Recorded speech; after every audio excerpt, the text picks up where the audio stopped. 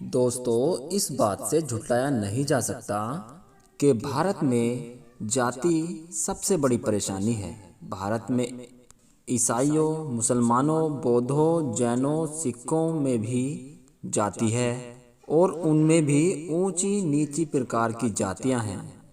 लेकिन बात सिर्फ हिंदू जातियों की बस इसलिए होती है कि क्योंकि हिंदू बहुसंख्यक हैं और जातियों में फूट डालकर ये जातिवाद को बढ़ावा देकर ये सत्ता हासिल की जा सकती है या धर्मांतरण किया जा सकता है।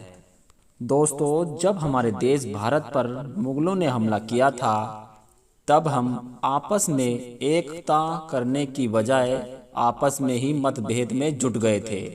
दोस्तों, उस दौरान यह कहा गया कि जो क्षत्रिय है वो ही लड़ेगा और सब बैठकर तमाशा देखेंगे। जिन लोगों को हम अपमानित करके नीची जाति का कहते रहे, उन्हें चमार कहकर संबोधित करते रहे, यहाँ तक कि उनके पूर्वज उन्हें छूने से भी कतराते रहे। असल में वो लोग चमार वंश के क्षत्रिय हैं। इस बात का खुलासा विजय सोनकर ने अपनी पुस्तक में किया था।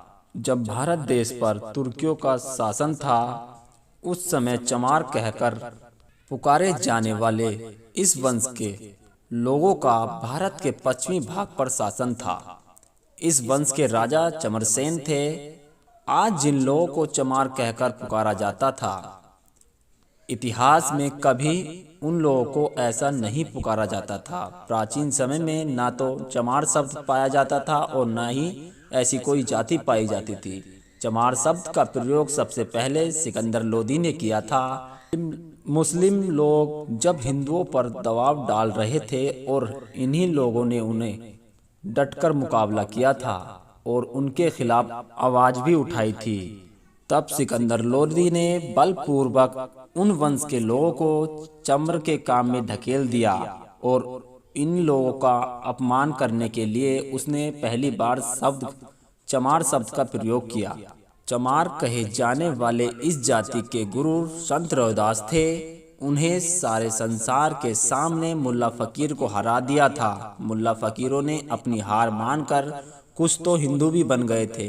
इसकी वजह से सिकंदर लोदी आग बबूला हो गया और उसने रविदास को जेल में डालवा दिया। परंतु चमर वंश के इन वीरों ने जल्द ही दिल्ली को चारों तरफ से घेर लिया, जिसके कारण सिकंदर लोदी को मजबूरन संत रविदास जी को छोड़ना पड़ा था। चमर वंश के इन वीरों ने कई बलिदान दिए हैं और कमाल की बात तो यह है कि इतना जुल्म सहने के बाद भी इस वंश के लोग हिंदी ही बने रहे और उन्होंने इस्लाम धर्म को कभी नहीं अपनाया।